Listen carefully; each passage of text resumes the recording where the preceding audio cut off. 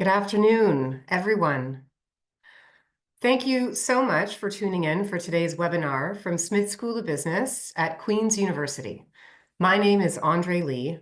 I'm the Vice President of Earned Media and Editorial at Proof Strategies, and I will be your host for today's event. To begin, I want to acknowledge that Queen's University is situated on traditional Anishinaabe and Haudenosaunee territory.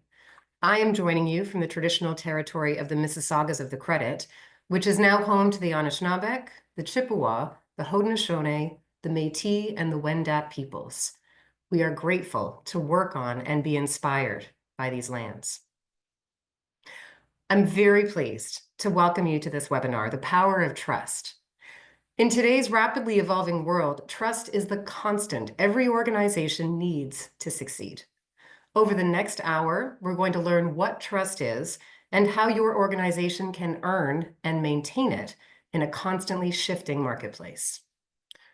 Before we dive in, however, a little bit of housekeeping. First, we are recording this presentation, and yes, just by being registered today, you will automatically receive a link to the recording in your inbox in the coming days. So please feel free to share that link among your network. Watch it again. The chat feature will be open today, and I see that we already have a couple of people joining in. So please converse with one another there. We would love to know, for example, where everyone is tuning in from. I see we've got Ottawa and Edmonton. So please feel free to drop that into the chat now. We can get that started. After the, oh goodness, from everywhere, I'm loving this. After the formal presentations today, our speakers will take your questions. Please, if you would, use the Q&A button at the bottom of your screen to submit your question at any time during the presentation.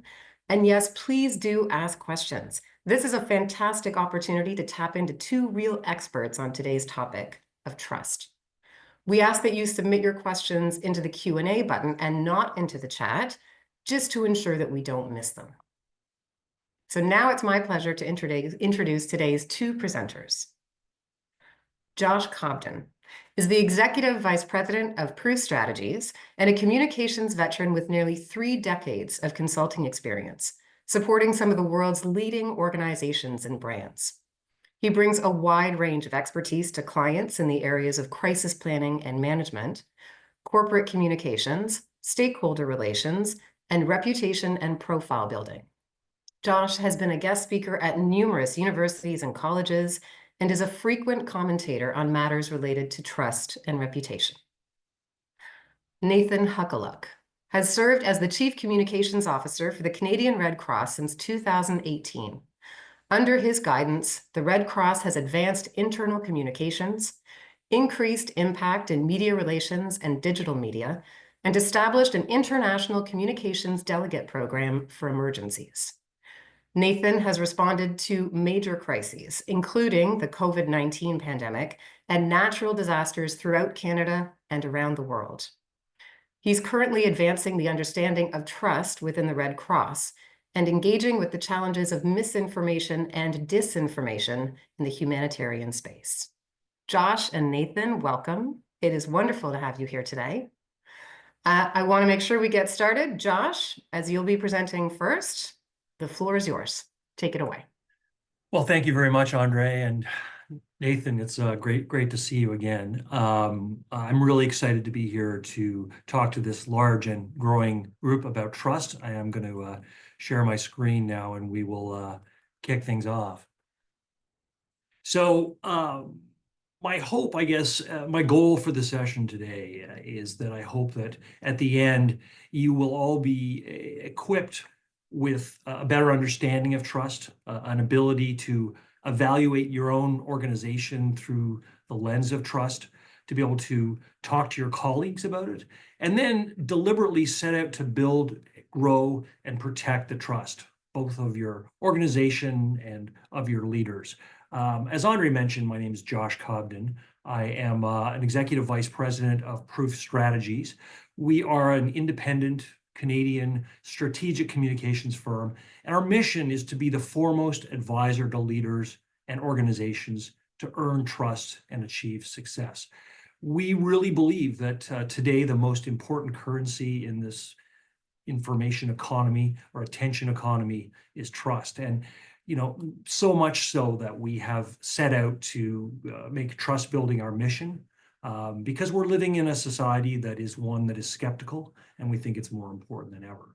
And we like to think that we were ahead of the curve at Proof Strategies in recognizing the importance of trust by creating our annual Proof Strategies CanTrust Index. And we did that nearly a decade ago. And the CanTrust Index is the largest and most robust made in Canada for Canada study of trust. And we explore the actions and the leadership traits and the information sources that are most likely to drive trust among Canadians. And then we use it to create meaningful and purposeful work that forges trust and relationships. And I should add, every year we do this survey and then we give it away because we want to raise the level of understanding and trust in Canada. So every year when we do the study, it goes onto our website for everyone to use.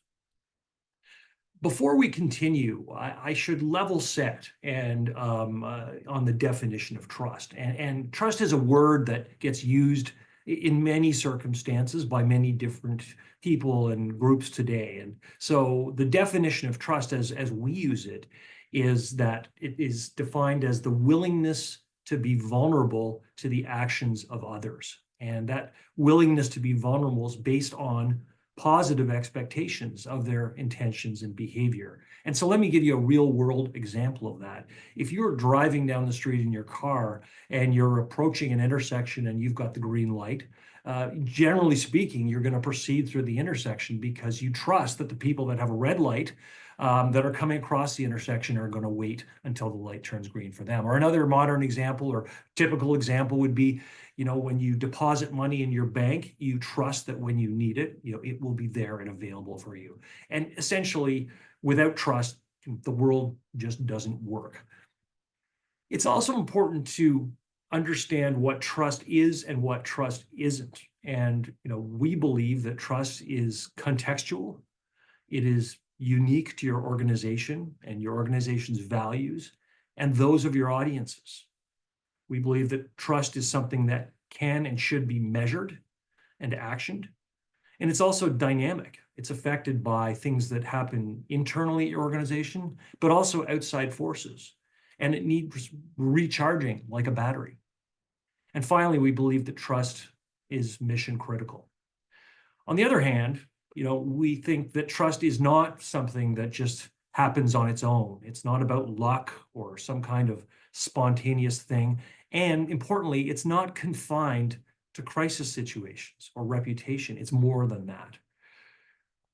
So this is a business audience. I'm speaking with Smith School of Business. So it's important to think about, why does trust matter? And I'm going to give you 5 business cases, and there are more for sure. But to start with, leadership. Leadership requires trust at every step. And if we don't think our leaders can be trusted, we won't follow them for long. And when an organization has a leadership vacuum, it's often because of loss of trust, and we know how that story typically ends. Secondly, trust is crucial to innovation. Put it this way, if you don't trust that you can experiment and innovate and take risks at your organization because you'll get in trouble if it doesn't work out, you aren't likely to be very innovative. So when we think about the great innovative companies, way back 3M, today Apple, NVIDIA, and how they trust their employees, expect their employees to innovate and take chances. Trust is also crucial for both internal organizational effectiveness and external partnerships. And if that's not obvious, we're not going to collaborate if we don't trust. And in today's business environment, internal cross-functional collaboration, but as external partnerships are more important than ever, but they have to live on a foundation of trust. And finally, a business case for trust is that trusting employees are more likely to be nimble and resilient. Same with your stakeholders. And that can be important when you are facing challenges, a crisis, for example, or just during organizational change when you need all hands on deck to fall behind, the plan of the leader or the organization. So there are many business cases for trust, and we believe these are the top 5. Now, here's the bad news. Trust is under attack. And that little photo of that graffiti I took just the other day outside of our office, a building just down the street. And I have to say, I empathize with the graffiti artist. There are more forces than ever tearing down trust. And, a few examples, misinformation and disinformation. Many times now we have to be skeptical about what we read. And I know Nathan is going to talk about misinformation and disinformation from the Canadian Red Cross's perspective. Artificial intelligence is certainly one that we're hearing all about. It's creating all kinds of uncertainty, and there are definitely people that have low trust, many, probably close to 70% of Canadians. And even if you think of the name artificial intelligence, it doesn't actually conjure up a whole lot of trust. Political polarization, and we've seen this around the world. We saw it, through the election process south of the border, and we're starting to see it increasingly in Canada. And political polarization is the enemy of trust, and it leads to people making decisions not about people, not necessarily because of what they say, but because of who they are or the party that they may affiliate with. Income inequality and affordability, again, very much in the news. And we know from doing the CanTrust Index for almost a decade that one's level of trust often correlates to one's station in life. And so as people are having increasingly difficult times making ends meet or feeling that they're facing injustice, they're not likely to be very trusting. Climate change and disaster response. And this is something that Nathan is going to speak about and is an expert in. But if we look at the responses from governments to climate change and other organizations, if we think about wildfires in Western Canada or more recently flooding in Spain, how the government and others respond to those has a correlation of trust, and that connects to climate change. And that's not going away. We're going to see more of that, not less. And finally, and unfortunately, not a day goes by when we don't hear about bad behavior by leaders. It may be government leaders or business leaders or others, but that definitely diminishes our level of trust when we see unethical behavior or incompetence. So trust is under attack. So let me give you some of the high points from our latest CanTrust Index and what it is that's telling us about Canada. And before I get into that, just a little on the methodology. Our CanTrust Index is an online survey that is performed by an outside research company. We sample about 1,500 Canadians, and it is an accurate cross-section of age, of demographics, of gender, of English and French. And participants are asked a series of questions that have to do with trust, and we get them to answer using a 7-point scale, with 7 being the highest level of trust and 1 being the lowest. And so on the following slides, when I talk about trust levels, this is for respondents who have selected 5, 6, or 7 out of 7 in the report. So I'm going to start right at the top with something we called trust disposition. And this is something that measures essentially the likelihood that someone you meet on the street is going to trust you. And we ask our sample to agree with one of 2 questions. The first, one of 2 statements. The first is, generally speaking, do you believe that most people can be trusted? Or B, do you believe that you can't be too careful in dealing with other people? And the orange part of the bar are the trusters, and the teal part of the bars are the skeptics. And what you can see is that not much has changed in the last 6 years. And if you're pessimistic, you may be drawn to the orange part of the bar, and you may say, wow, fewer than half of Canadians are disposed to trust. If you're optimistic, which we all try to be, you can see that trust is actually very resilient. And if you look at the things that have happened since 2019, be it Donald Trump 1.0, Brexit, COVID-19, government failures of all kind, business failures of all kind, and yet trust has remained resilient throughout. So we're encouraged by that. We'd like to see a higher level of trust than it is now, but we're pleased to see that generally trust is quite resilient.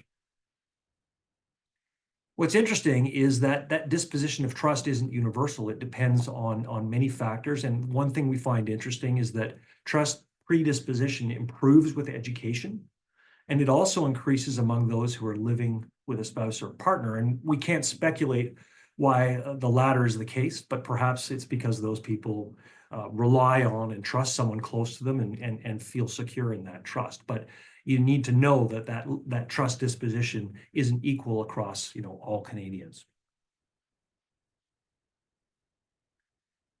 Next, we look at the aggregate of trust in the 5 institutional components of Canadian society.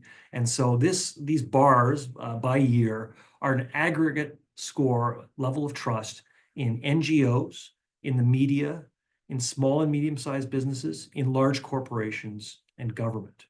And we asked our sample, thinking about Canada, to what extent are you willing to trust the following organizational categories to be competent and effective and to do the right thing? And we asked that of each of those 5 categories.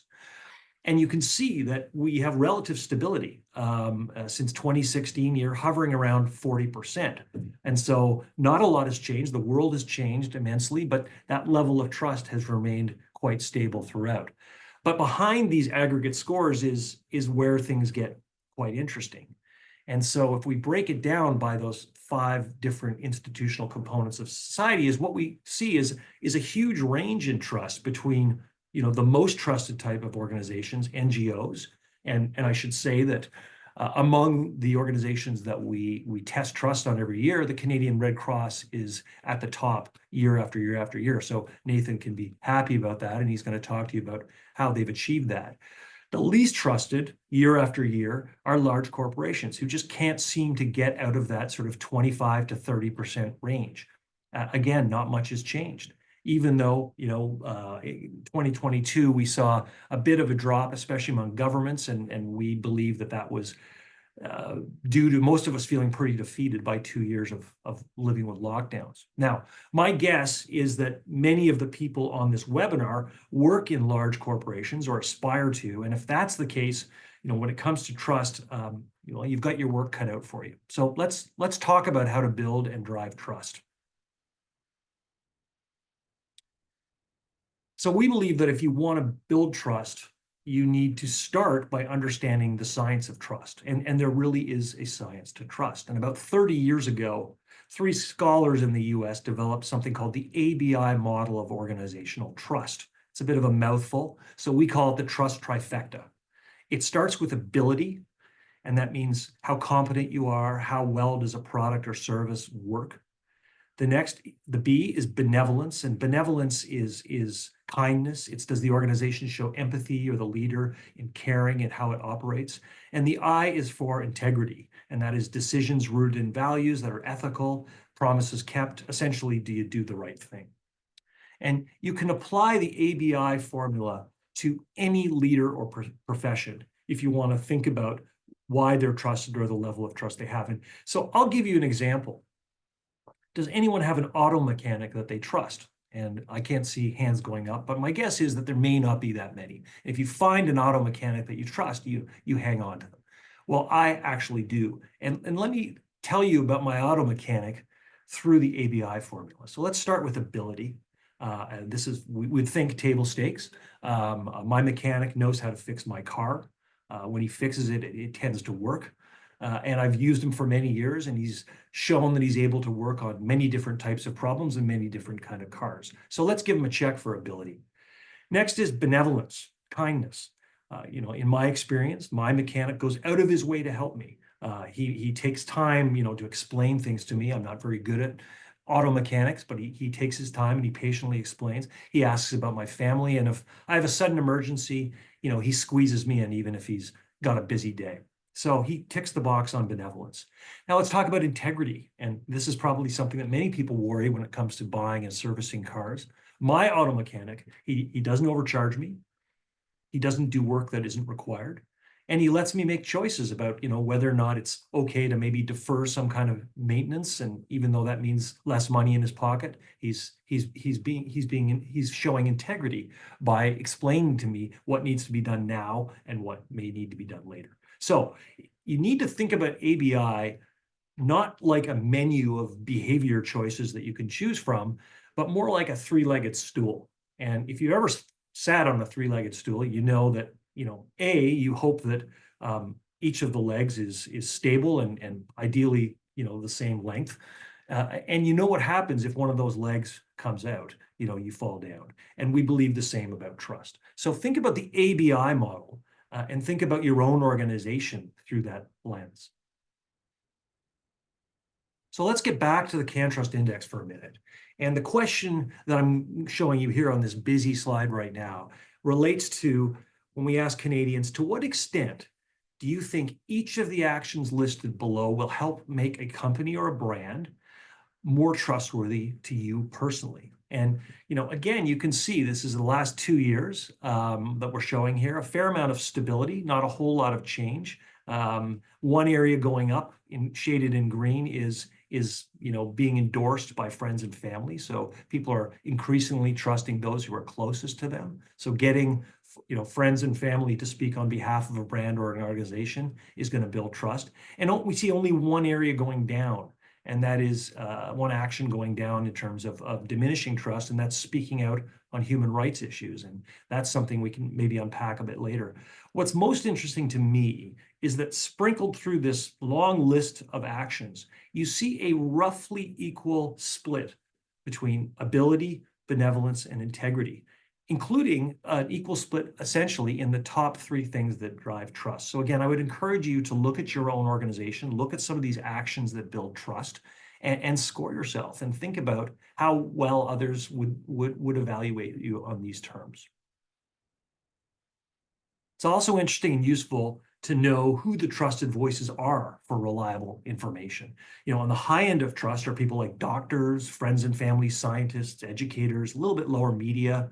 On the low end, you have politicians and celebrities. Again, this is trusted for reliable information. So if you belong to one of the categories of people on the right side of this chart, or you rely on them to carry your message, it might be useful for you to leverage the halo of trust enjoyed by those on the left side. And that's why you see organizations often seeking to ground what they're doing in medical advice or in science. And it also suggests these high scores for medicine and science that these areas have not become politicized in Canada in the same way that they have in some other countries. So understand and seek trusted voices. It's also useful to know which sources of information people trust to be most reliable. And for most of the 9 years we've been doing this, it's been a 2-horse race between friends and family at the top and, equally or close by news media. And you can see, advertising 15 points below that. However, in the last few years, it's interesting, we've seen trust growing in things like consumer reviews, internet search. So as you think about how to get the word out about your company or your organization, think about the information sources that people trust and make sure that you are, to the extent possible, using those sources of information that are on the left side of this chart.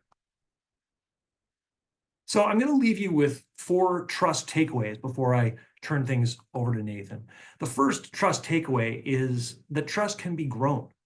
Not only that, there are degrees of trust and mistrust. So remember, when I was talking about our methodology, our survey counts those who score questions 5, 6, or 7 out of 7 as trusting. However, there's a fairly large segment of people that fall just below the trust line at 4, and we call them the swing vote of trust. And they can be moved by deliberate actions that build trust or leadership traits. Just keep in mind, like a plant, you have to keep growing. If you ignore trust, those who are in the 5, 6, and 7 category may fall below the trust line into the 4 and the 3 and the 2 and the 1. So trust can be grown. Second, to build trust, you really need to have a deep understanding of your audiences. Consider how each of your audiences would react to something you do, whether they would agree or disagree, or whether that would cause them to lose trust. And then think about their own credibility and influence with others. And the more stakeholders and audiences you have, the more complicated this can become, because they may not all share the same values and the same levels of trust. So you need to make tough decisions and prioritize. Third, live by your values and make sure they're known.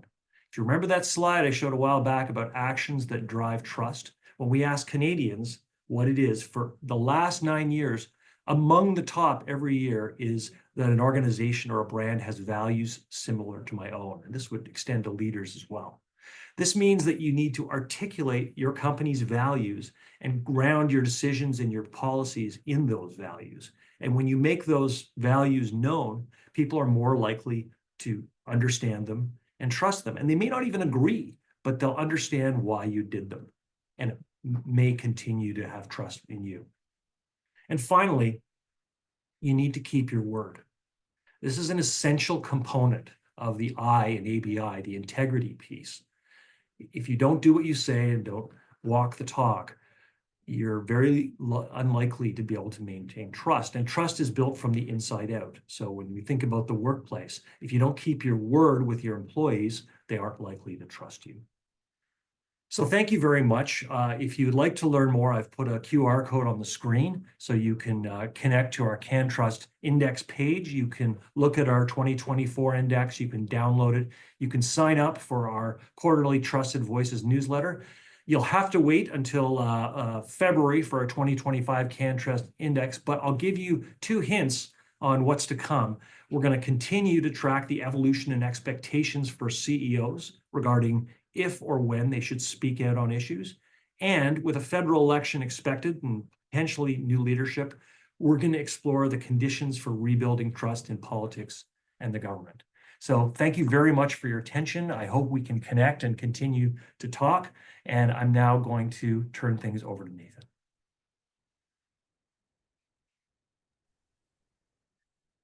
Thank you very much, Josh, and thank you to Queen's and Smith School of Business for having me here today. I'm joining you from the west coast of the country. I'm on beautiful Vancouver Island, which is the traditional territory of the Wasanik people. And I live just on the edge of the Salish Sea here, where my family's been welcomed by local elders. So it's a privilege to be here and to speak to as Josh said, I think one of the most critical dimensions that we're understanding more and more about, which is trust at the Canadian Red Cross. So I'm just going to pull up some slides here to guide the discussion.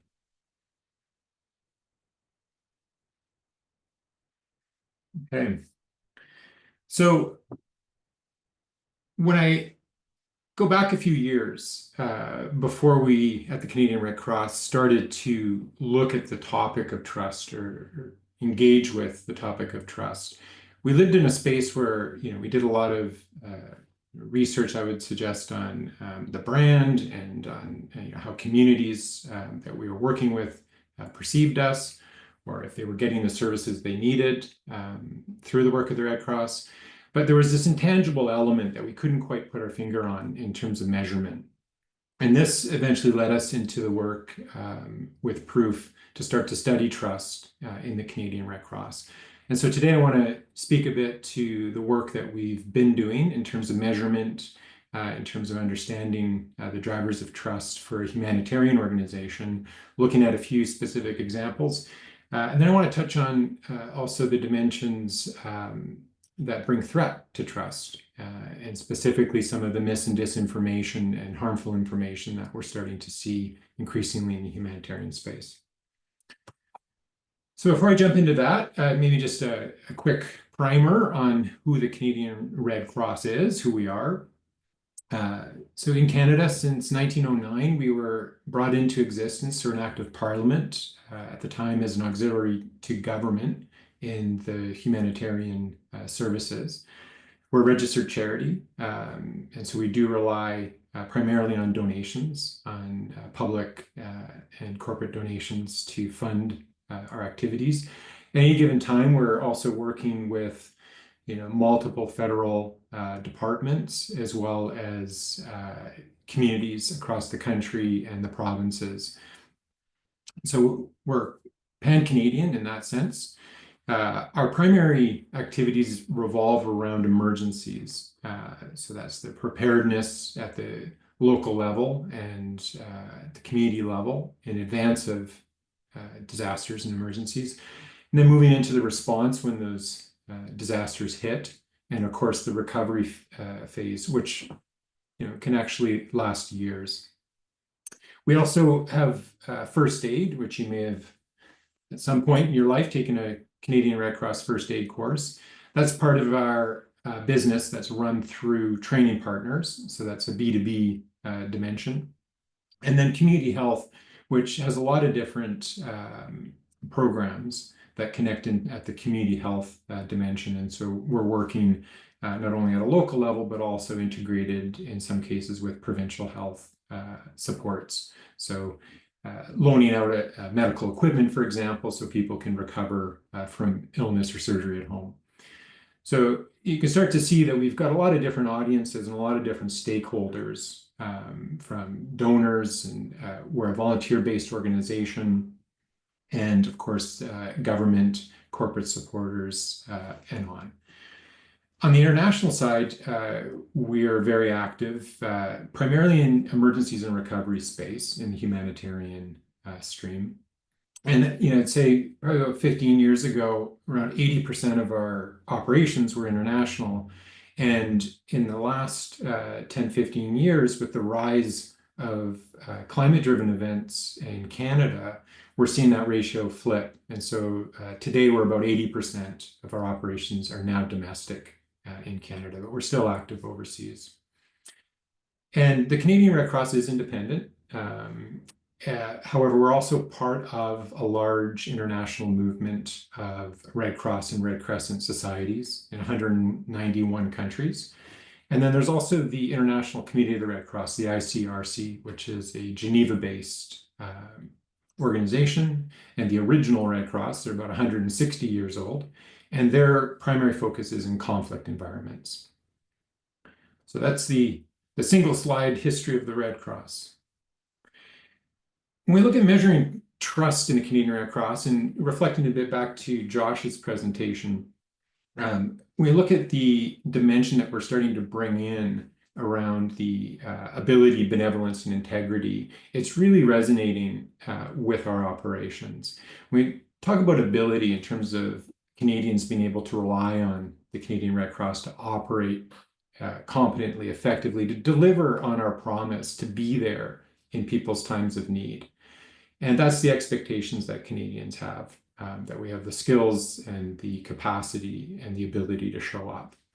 And I'm going to get into some examples, but things really do rise and fall, on delivering, on showing up.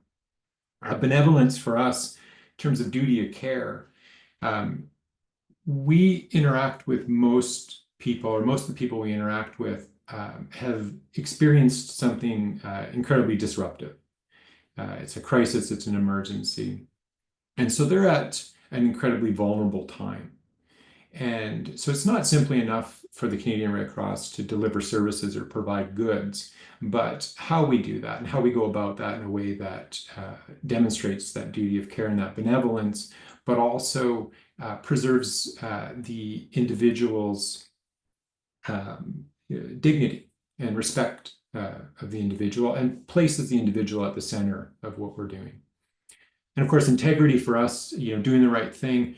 We work in highly volatile environments. We work in the moment in emergencies, and it's not a simple situation to operate within. And so, are we owning the challenges? Transparency, which I know is a theme today as well, and I saw it in the questions. How are we communicating that? How are we stepping up to not only do the right thing in terms of our operations, but if something's not going well, what does it look like for the Canadian Red Cross in that moment? So, as I mentioned, it's a few years now that we've been looking at trust and working with Proof to not only leverage their CanTrust data, but also to put into the field a specific survey looking at Canadian Red Cross. And so 3 years now, and as Josh mentioned, we're privileged to enjoy a very high level of trust in Canada from Canadians. And for me, it's really starting to establish a baseline. 1 year is good, 2 years, you start to see, that it holds.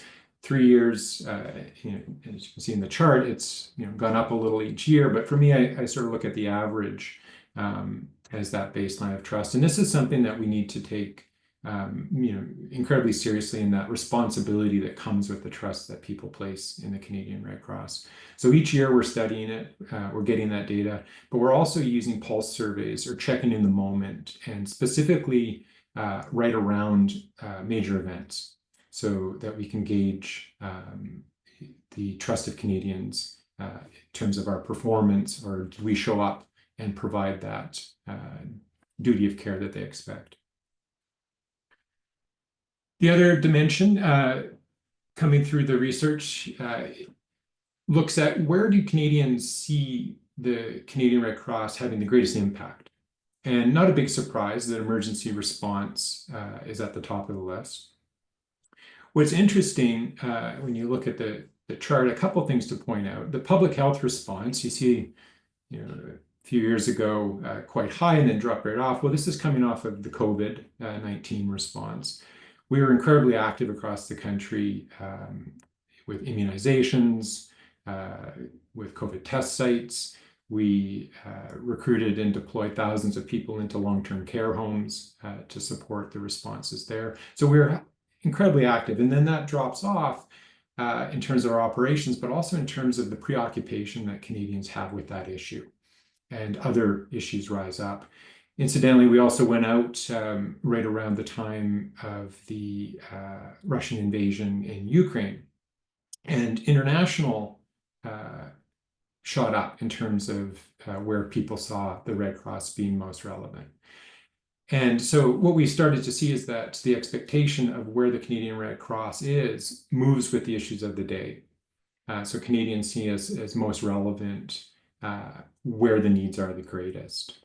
And this is really an important dimension for us when we consider trust, because if we're being scored on if we're showing up and helping people in those times of need, it's important to understand where people believe that exists. And are our programs aligned with that, or can they be, or should they be?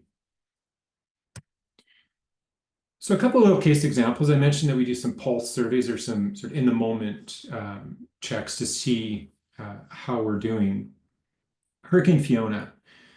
So I think most folks remember, a couple of years ago, massive storm, hurricane in the Atlantic. It made landfall in Atlantic Canada as a post-tropical storm, and went on to be one of the most damaging and costliest events in Canadian history. It affected 4 provinces in big ways. And emergency management, emergency response is effectively the responsibility of the local level of government.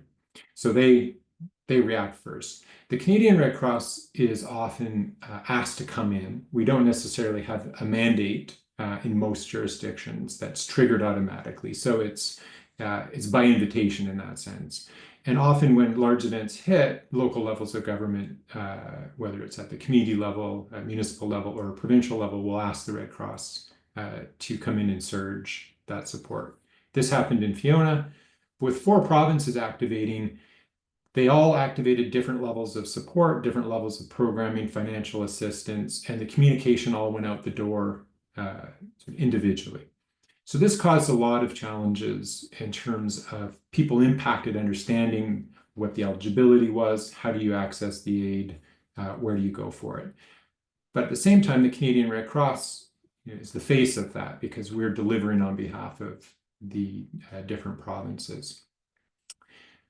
We had a lot of lineups. We had some strains on the system to get the aid out the door as fast as people were looking for it. And be honest, the reaction skewed negative.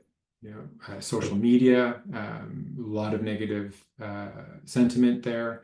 The media ran a lot of critical stories, and justifiably, people were frustrated. This is incredibly disruptive, stressful time. But we kept going out there. We increased our service levels, and day after day, we stood in front of the media. We were online, and we engaged and explained what was happening. Please, continue to come to us. We do have the aid for you, and we kept working the problem, so to speak. So then we go out into the field with the research after the few months have passed, and the fear internally within the organization was that we were going to take a big hit. in terms of the trust that Canadians have. But what we found through studying the results was that the opposite, in fact, happened. People were obviously frustrated and wished that the process had been a little bit faster, but we showed up. And by and large, we got help to the people that needed it the most, and we stuck with it. So coming out of this, Atlantic Canada became our strongest region in Canada in terms of the results and the trust that people have in the Canadian Red Cross. And that sustained right through the following year. And so it was real learning for us in that, that duty of care, that integrity, and getting, the job done and showing up day after day. That meant more than any of the challenges that we had or collectively experienced on the front of it. Just briefly, the next one that we're looking at, which is in the moment right now, is Jasper.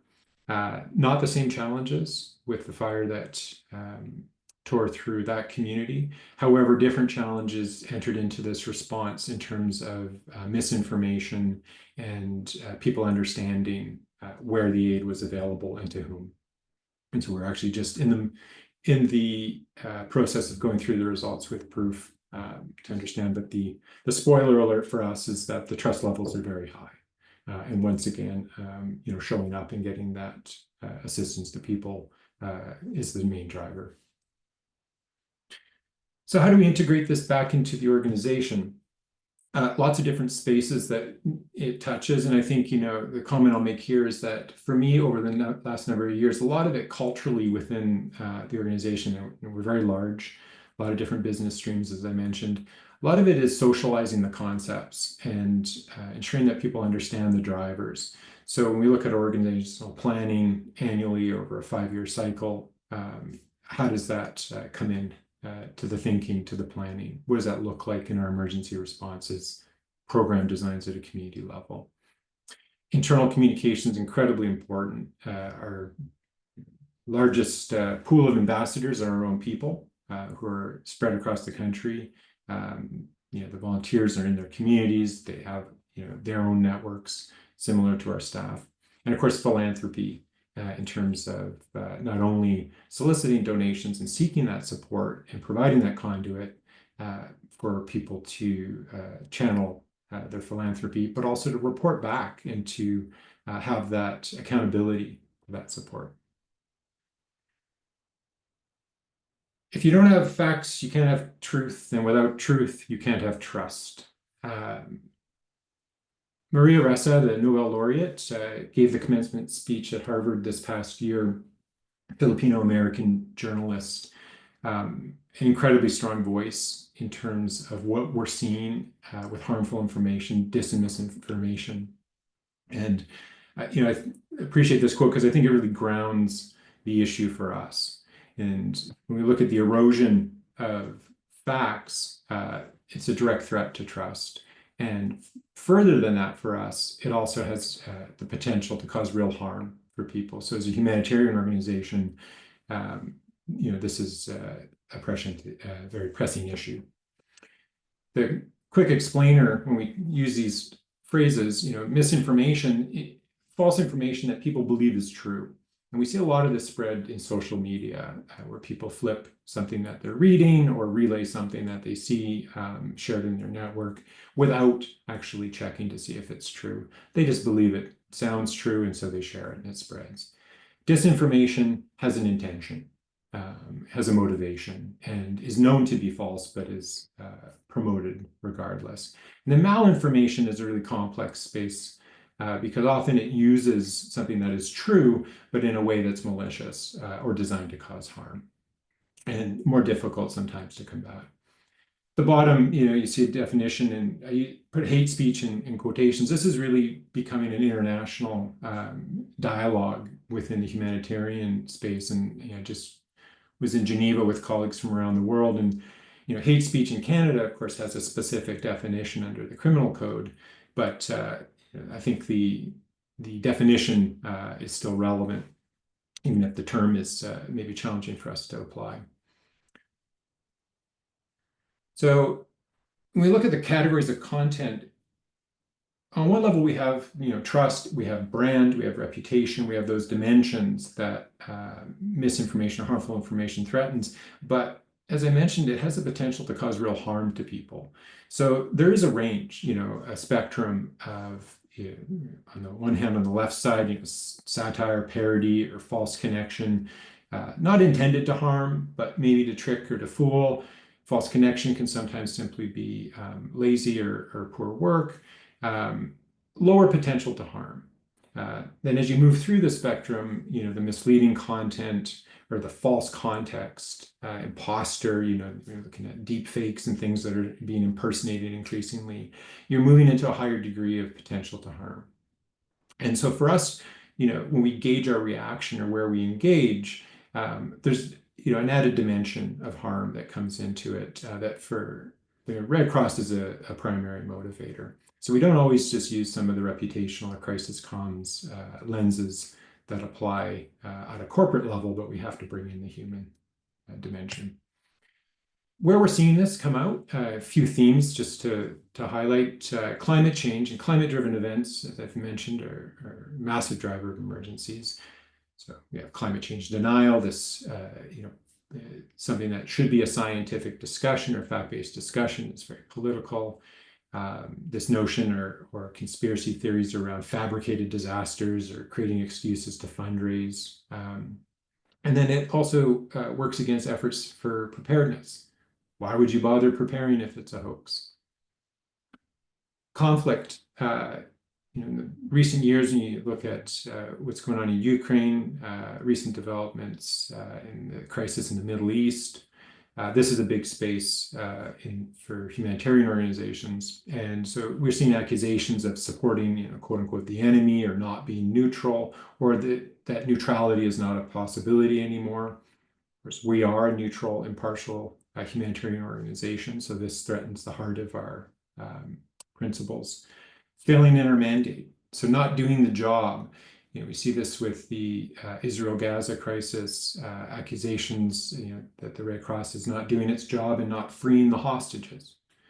Well, we're not a hostage-freeing force in that sense. Our role is to provide humanitarian medical assistance for impacted civilians, which we're doing in Gaza, in Israel, in Lebanon now.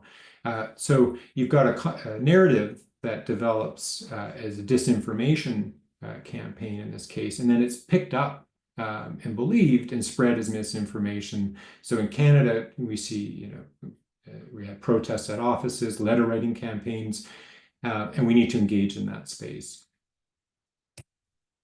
Public health, COVID, big challenge in terms of rejecting public health mandates. And again, conspiracy theories emerge during these times. We see this in Canada, we see it overseas, this notion that viruses are being weaponized or used against populations. And again, we're into the science versus politics.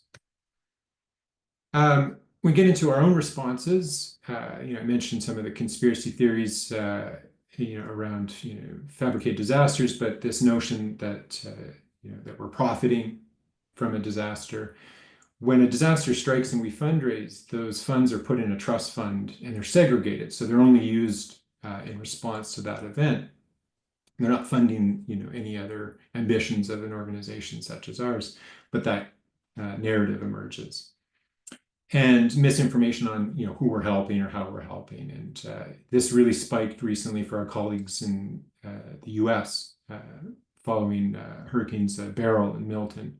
Accusations of only helping Democrat communities, of trying to conspire with FEMA to get you out of your house to steal your land. It sounds kind of extraordinary, but these are real issues that were emerging to the point where the American Red Cross had to start scaling down their operations out of the safety concerns for their own staff, because they were being confronted with these false narratives. And the recycling of falsehoods, we manage this, we push back, we correct, we educate, and then the next disaster, it all kind of surges back forward. So it's a difficult cycle. Touch on a few dimensions. We talk, reactive communications, or how do we react in these moments, in these crises, and with some of the harmful information. for us, detecting and monitoring, so being able to have social listening platforms, social media platforms, so that we can see where the dialogues are, we can see where the concerns are, but also where the false narratives are emerging, and have an educated, informed response to that analysis. I always say that proactive, supports reactive. We need to always be pushing the affirmative, positive truth in the stories. So showing where our work is connecting with people, showing how the Red Cross operations are reaching community, are integrating with other services, and doing it across all of our channels. So you can't sort of fall in love with the problem and just go into crisis mode and only engage there. You need to have your head up and really be trying to further the understanding and awareness. And audience, is key. Always, aligning that message, meeting people where they are to get that information out. Our brand is incredibly trusted, so we look at always how do we leverage that trust to be a trusted source of information, so people know that they can trust what they're hearing from us. And the third-party voices, people to come and speak on our behalf or to support our message. I'll dance through a few of these slides, just sort of breaks down some of the space that we work in. Earned media is huge for the Canadian Red Cross. We don't spend a lot on advertising at all. So we rely on the attention and the profile provided through traditional broadcast media. For us, it's an investment in our own AV capacity, so we can shoot footage, we can provide that footage to media so that they can more easily tell that story and get that information out.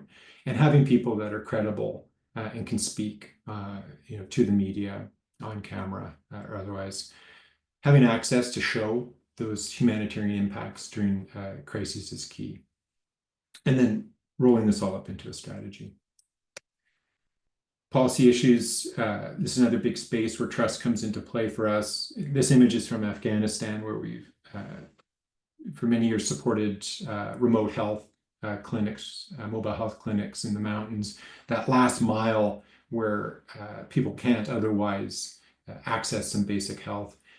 When the Taliban regained control in 2021, it put the humanitarian sector into a dilemma, because the criminal code in Canada effectively made it illegal to divert any funds or resources into Afghanistan, because the Taliban are listed as a terrorist organization. However, they effectively formed the government. And so, this is a space where we engage, at the government level, go before hearings, work with the humanitarian sector to create a public campaign, lobbying, applying that pressure, but using our trust and our credibility in the space to try to affect a policy change, which we were able to do to create that humanitarian carve out. So just to touch a little bit on that. Of course, we're, the proactive positioning, the shot on the left, the Be That Someone, was a campaign that we developed with Proof, which was designed to not only as a brand positioning campaign, but also as a recruitment campaign, because we needed to increase our numbers going into COVID by thousands.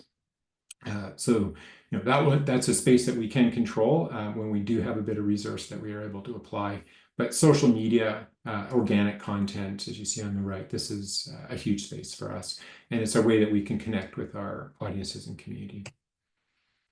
The trusted voice, as I mentioned, for us, we have a lot of doctors, we have experts in emergencies, and really making sure that they're the ones that are out there and carrying the right information to Canadians is a key strategy for us. At the end of the day, it's all about community and connecting with community, Indigenous, remote communities. That looks different than urban environments. Obviously, digital spaces and broadcast medias are options and channels, but they're not the only ones. So you really have to meet your communities or your customers in your business world where they live and understand them and listen. And so I will end it there, but thank you so much for sticking with me, and let me share a few slides with you today. Wonderful. I'll hand it back.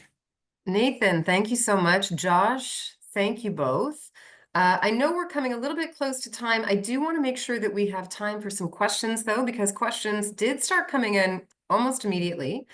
And if people aren't able to stay past 2, of course, we will be sending you the link.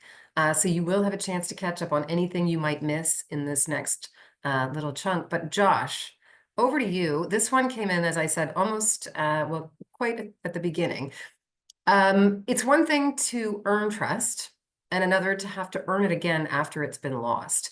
And clearly, you sort of showed that the business implications of losing trust can be real and long lasting. Amir asked, what can brands do to regrow trust after it's been damaged? I think might be on mute.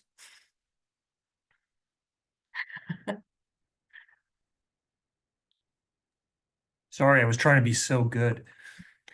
We're still all trying here. Yeah. So I mean, I think it's a great question, and if trust can take years to earn and literally minutes or days to lose, and so if you want to rebuild trust, to start with, hopefully you're like the Canadian Red Cross, and you understand what the benchmark is going into a challenging situation. So you need to know where you're at, and we would recommend that all organizations regularly do trust research to establish that as a benchmark, and we do that. Next, you need to look at really what caused the loss of trust and address it across each of the pillars of the ABI principle. So, for example, if your trust issue was caused by a failure in the ability category, say a product failure or a recall or something like that, that's a relatively straightforward thing to fix the product. But you also need to demonstrate integrity and benevolence in how you handle it. So this means taking accountability, showing empathy, doing the right thing. So when Samsung's tablets started, catching fire a few years ago, they handled it very well because they immediately apologized. They took accountability. They recalled the products. They replaced them or offered refunds. And in our CanTrust Index, we saw that their trust score went down briefly, but it rebounded quite quickly as well. On the other hand, if we look at organizations like Boeing, for example, they've had failures of trust across ABI, and they haven't attacked those with the same sort of rigor. Would you say that you described it as a 3-legged stool? Is one of those more susceptible or more harmful if it's damaged than the others? Well, I would say, as I mentioned, like it's relatively straightforward to fix a product, and we've all experienced products that don't work, and typically we forgive and forget if it's handled well.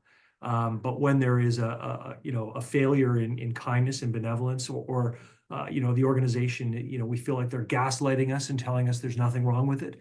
I think that tends to create a bit of a longer last. If the initial crisis is one of integrity, that can be more complicated. And so things like fraud. Okay. Don't forget, of course, if you have questions, please to put them in the Q&A, which is at the bottom of the screen. That way we'll be sure to get to them. Nathan, this question is for you. How does transparency play into maintaining trust during a crisis situation? Are there risks in being too transparent, or is it always better to over communicate, let's say? Yeah, thank you. Well, first, I think it's integral. Transparency, especially when you're asking for support, when you're asking, for the public to support in an event, but also when you're asking for the trust and for people to be vulnerable, as we say, you need to be able to be transparent and answer to how you're stewarding that trust and that support. In terms of, can you over communicate? I think, it's more for me around how you communicate or when you communicate, because when people are impacted by an event, they're in a state of crisis. Usually the folks who are responding at the local level have also been personally impacted. So you need to be mindful that you're placing those people at the center of your information. So, are you giving them information that's relevant, that's helpful to them, and then is arriving at the right time? And so you can over communicate in terms of confusing the situation. And that might be motivated by transparency, but it may not ultimately be to the benefit of people that are impacted by a crisis. So I think it's a balance. It really is, also deciding how you make that information available. So you can be transparent and make a lot of information available, but not be pushing it into people's channels so that they feel they have to manage it. So I think it's both. Interesting, because that would also then sort of call into question the Red Cross's ability to truly show empathy. If you're giving people too much information at a time that they don't need it, I can see how that might affect trust. Well, exactly. And when you're working with other partners, I think it's really key to be coordinated so that you're not delivering messages that are at odds or confusing folks in terms of integrating them. So how do you bring it all together so it's actually helpful and people can understand it? Wonderful. All right. Well, we have now then come to the end. Thank you to everybody for your questions and for joining today. I do want to mention this is going to be the last webinar for 2024. We'll be back with a full slate of webinars starting in January of 2025. In the meantime, if anyone here is looking for more, please do visit Smith Business Insight at smithqueens.com/insight. That's where you'll find tons of useful articles, research, videos, and more. You can also then subscribe to our newsletter. So that is it for us here today. Nathan and Josh, thank you again. Thank you so much for sharing your insights today. From everybody at Smith School of Business at Queen's University, thank you to everyone who joined in. I hope you'll enjoy the rest of your day. Thank you.